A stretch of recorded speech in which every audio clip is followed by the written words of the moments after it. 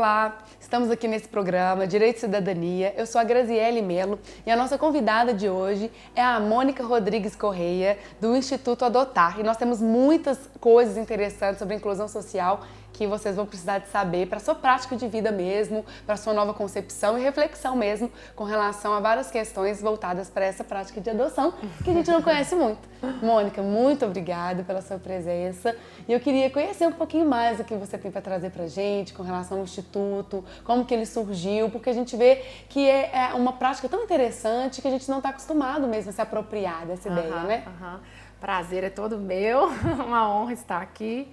E o Instituto Adotar, na realidade, ele nasceu há 6 anos atrás, como um projeto, como um ministério, né? O Adotar. Mas, com a Mônica, já tem mais um tempinho, há quase 16 anos, porque ele nasceu com o nascimento da Isabela e da Gabriela, que são minhas filhas adotadas, e isso trouxe, assim, muita alegria para o meu coração, porque existia uma situação de esterilidade, então eu me vi sem poder ser mãe e recebi um conselho de adoção, só que o meu coração era totalmente fechado em relação à adoção. E nisso eu fui orar, fui buscar de Deus, fui colocar meus questionamentos e recebi a resposta de todos os 3 questionamentos que eu tinha. E quando eu recebi, Deus literalmente ele me mostrou que o céu é um lugar onde só vai entrar quem for adotado. Então eu comecei a perceber isso ao longo, não foi tudo de uma vez, né? Mas ao longo assim de um período que eu era filha adotada. Eu não sabia nada, absolutamente nada em relação à adoção. E eu comecei a descobrir que sem adoção não há salvação. Que em toda a história da humanidade, Deus quer se relacionar com o homem, mas não na posição de criatura, e sim na posição de filhos, os filhos adotados do Pai, que se tornaram filhos amados, filhos legítimos. E a conclusão disso tudo é que o nosso Deus é um Deus de adoção. Então ele quebrou os meus preconceitos, é um Deus de amor, é um Deus de família, e ele sempre tem o melhor para nós. Ele me mostrou que eu não precisava ficar me importando em ter um filho biológico, porque eu queria muito que essa criança se parecesse comigo. Ele me falou que o que importa é que o meu filho fosse a imagem e a semelhança da Trindade. Eu tinha essa questão que o sangue era tão importante para mim, né? Que fosse sangue do meu sangue. E aí eu descobri que o que importa é o sangue derramado lá naquela cruz pelo perdão dos nossos pecados. Este é o sangue que tem valor para Deus. E o terceiro questionamento era que eu achava esse termo adotado muito pesado, eu ia ter que ficar dando explicação para as pessoas que meu filho ia ser, né, era adotado e tudo. E ele me mostrou que ele tinha um único filho, que era Jesus. E ele entregou esse único filho para que nós fôssemos adotados. Então hoje é uma família muito numerosa, todos adotados, né? Todos felizes, esperando aí o dia da gente voltar para nossa casa. E isso é o que importa, a gente entender o que é adoção de acordo com o coração do nosso Pai. Nossa, isso, até desculpa interromper, é muito interessante ter essa concepção, porque de fato nós somos filhos por adoção, né? Sim. Com relação a essa ligação nossa de humanidade com o nosso Deus, né?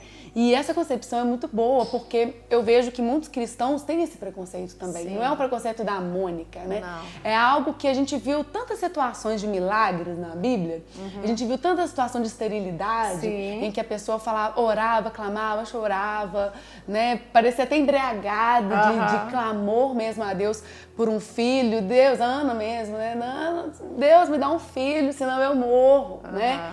E Deus dava, então a gente ficava com aquela ideia assim, peraí, se eu tenho um Deus, então eu não posso adotar, porque Deus vai me dar. Mas, então falando assim, essa ideia que é bom ser quebrada, né, através desse Mas a gente ministério. tem esses exemplos aí, como você citou. Mas também a gente tem o exemplo de Jesus, que ele, como homem, ele foi adotado por José. Verdade. Nós temos o exemplo da Esther, que também foi adotada. Temos o exemplo de Moisés, que também foi adotado. Então, assim, são muitas situações, né, relacionadas com a adoção. E é fato que o nosso Deus é um Deus de adoção. Fato. Isso é um fato.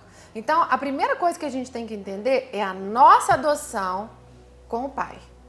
Né? Porque, igual eu falei, sem adoção não há salvação.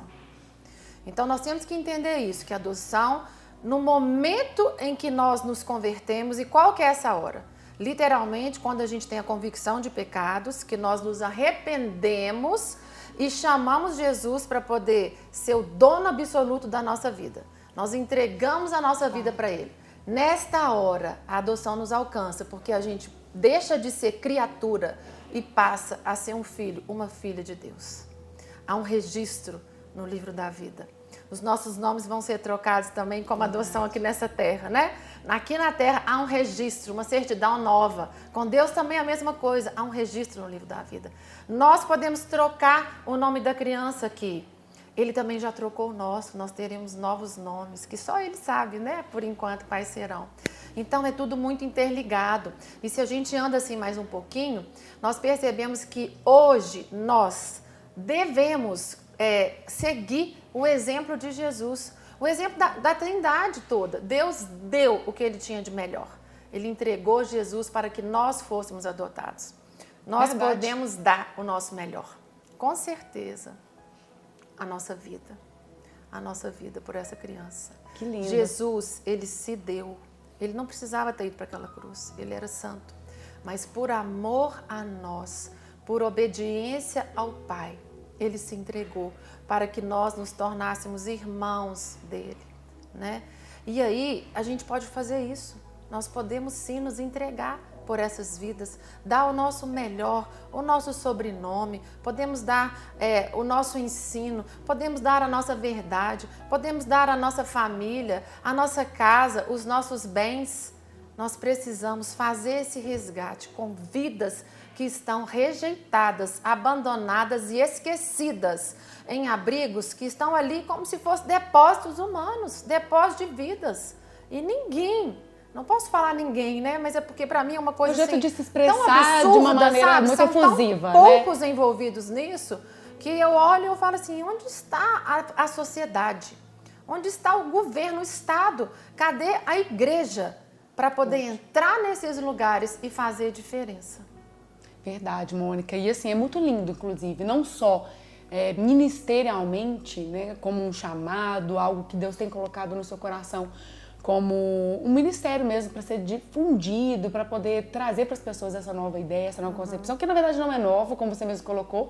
A gente tem registros bíblicos aí de tantas personalidades bíblicas que foram adotados e tudo mais. E a pessoa, às vezes, acaba se apegando ao milagre.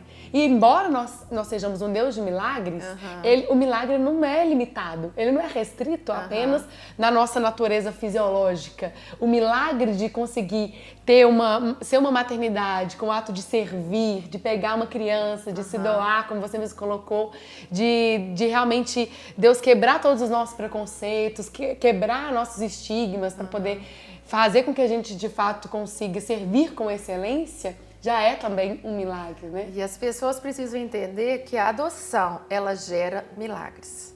Sempre. São vários tipos de milagres. No meu caso, eu tinha essa situação da esterilidade e 7 meses depois que a Isabela e a Gabriela nasceram para mim, elas nasceram para mim com 1 mês e 20 dias. 7 meses depois, eu estava grávida do Renatinho, que é meu filho, o 3º filho, porque eu tenho certeza que foi um milagre do Senhor. A partir, inclusive, dessa aceitação de um outro milagre que ele já tinha na sua vida, nesse plano maravilhoso.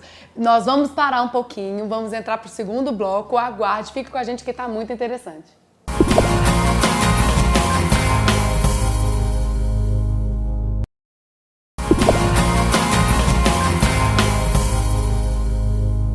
Temos hoje uma pessoa muito especial, como sempre a gente procura trazer pessoas que edificam o nosso coração e trazem informações interessantes para o nosso dia a dia, em sociedade. E nós temos hoje a Mônica Rodrigues Correia, que é presidente do Instituto Adotar, e ela trouxe no primeiro bloco algumas concepções de adoção que são muito importantes para a nossa reflexão enquanto filhos por adoção de um Deus maravilhoso que deu o seu único filho exatamente para que a gente pudesse ser resgatados enquanto criaturas e nos transformássemos aí, né, em filhos e tivéssemos aí essa filiação, essa hereditariedade que são as promessas que ele tem para nós. Amém. E eu gostaria de saber um pouco mais sobre o Instituto em si, o que te despertou a constituir o Instituto, como que tem sido as atividades. Grazi, ele começou, como eu disse no princípio, com o nascimento da Isabela e da Gabriela, né? Porque, na verdade, eu, Mônica, nunca pensei em estar na frente, né, de um projeto como esse, incentivando a adoção, mesmo porque eu era cheia de preconceito. E depois que eu fiz o seminário, alguma coisa assim mudou. Por quê? Eu queria uma ilustração no seminário. E aí Deus me deu uma ilustração que assim, chocou todos os meus colegas seminaristas. E aí foi assim, uma semana de comentário. E com a vinda das meninas, a Mônica já existia nessa área, incentivando a adoção por causa do testemunho em si. Então, assim, amigas começaram a adotar, amigas das amigas aí me ligavam, sabe? Então, eu já tinha um papel como Mônica. E após o seminário, por causa dessa ilustração que o Espírito Santo me deu, aí sim, Deus começou, teve uma repercussão muito grande. Ilustração da adoção em si, que você quer dizer? Porque assim, quando eu pedi para ele uma ilustração, ele falou que era para eu fazer o seguinte, pegar sacos de lixo, colocar lixo dentro, né? Eu coloco até bastante jornal, e no fundo dos sacos eu colocar bebês, sabe? Para poder a gente, quando eu vou pregar nas igrejas, eu chamar alguns casais, e aí esses casais vêm e vão tirar ali enquanto eu estou ministrando. Porque, na realidade, o que Satanás quer é que essas vidas se tornem mesmo lixo do lixo e não sejam adotadas, né?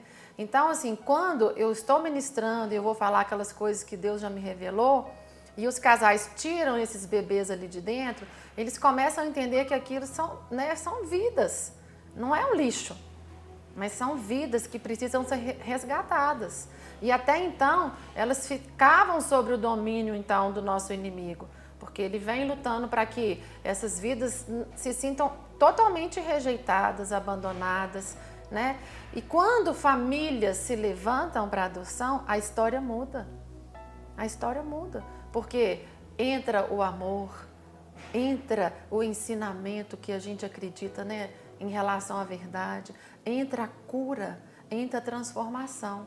E ali, tudo aquilo que foi planejado nas trevas cai por terra. Verdade. E os sonhos de Deus, então, começam a brotar e a serem realizados, porque famílias se dispuseram a um resgate. E essa ilustração... Muito forte, inclusive, sim, impactante mesmo. Sim, essa ilustração com que o Espírito Santo, né, fala através de mim, quebra preconceitos. Então, em 2010, eu comecei a pensar, nossa, mas assim, as pessoas estão comentando tanto sobre isso, e aí eu fui questionar para Deus, o que o Senhor quer de mim nessa área? Porque eu nunca tinha imaginado, né? E aí, então, ele me passou o projeto do Adotar. Eu escrevi tudo que ele queria que eu fizesse. E a gente inaugurou o Adotar nesse ano. Hoje a gente está aqui na Getsemane, é um ministério interdenominacional, porque a gente tem visão de reino. O que nós queremos é fechar os abrigos através da adoção, né? Esse é o nosso sonho. Não é um sonho, porque na realidade são poucas crianças comparado com o número de casais. Sério? A minha impressão era que tinham muitas crianças. Não, o detalhe disso tudo é que os casais querem bebês de cor branca, meninas, recém-nascidos mesmo. Então, as crianças crescem, né? Elas são também tiradas da família pelo conselho tutelar por alguma coisa, maiores. E Deus, ele não teve um perfil ao nos adotar. Ele não falou assim, eu só vou adotar se for branco, eu só vou adotar se for pardo, se tiver até 15 anos, eu só vou adotar se o cabelo for liso, se o cabelo for cacheado. Adoção é uma missão para nós. As pessoas precisam entender isso, né? É pagar um preço por uma vida, como foi pago por nós. E aí o Instituto Adotar, então, chega para poder fazer a primeira parte. O que é? Levantar famílias à adoção. E hoje eu trabalho muito com famílias cristãs, porque eu rodo nas igrejas fazendo a pregação, a ministração, mais ou menos um pouco daqui que nós estamos conversando, né? E o segundo braço do Adotar, o que é? A segunda parte mais importante. Porque na primeira eu levanto os casais e eu faço um acompanhamento antes, durante e depois com eles durante todo o processo. E a segunda parte, então, é a questão dos abrigos, em que a gente vai levar um socorro para que haja uma qualidade de vida melhor enquanto esses acolhidos estão vivendo dentro dos abrigos. E diante da burocracia que se tem hoje, inclusive jurídica mesmo, de legislação, como é que vocês têm rompido com essas barreiras? É tranquilo? Se o casal realmente está disposto a adotar e tem uma criança em situação de abrigo, como é que funciona esse trâmite? Assim? Toda adoção legal é via juizado. Então eu faço um atendimento para poder explicar o processo jurídico e o processo espiritual da adoção num serviço totalmente voluntário. Aí o casal é encaminhado para o juizado e eu vou acompanhá-lo nesse processo. Ah, sim. Entendeu? Bacana, entendi. E como que funciona as parcerias, o envolvimento das pessoas, até mesmo os tipos de adoção, de doações, desculpa, que você mais precisa? Como é que funciona? Hoje nós temos mais de 300 voluntários que trabalham de muitas maneiras. Então, os voluntários eles podem ir. Todos os sábados nós temos uma ou mais ações. Sábado passado a gente teve 4 ações em lugares diferentes. Então a gente vai para poder levar as doações, para poder fazer inúmeros projetos, por exemplo, aniversariantes do mês, dia da beleza, em que vai cortar, lavar, escovar o cabelo, fazer massagem, passeios externos. Então nós vamos pegar as crianças dos abrigos, aí a gente vai para um shopping, vai para uma lanchonete, vai para um restaurante, vai para um museu, para um parque, para um piquenique, recreações internas. Então nós vamos fazer, por exemplo, um dia só de pula-pula, de brinquedo inflável. Então nós vamos fazer oficinas dentro dos abrigos. Então é de esporte, atividades de artesanais, são inúmeras atividades. E aí, para cada ação, a gente vai levantando uma doação. Datas comemorativas, Dia das Crianças, Natal, às vezes é uma época de férias, né, que as crianças ficam nos abrigos. Então, são inúmeros projetos.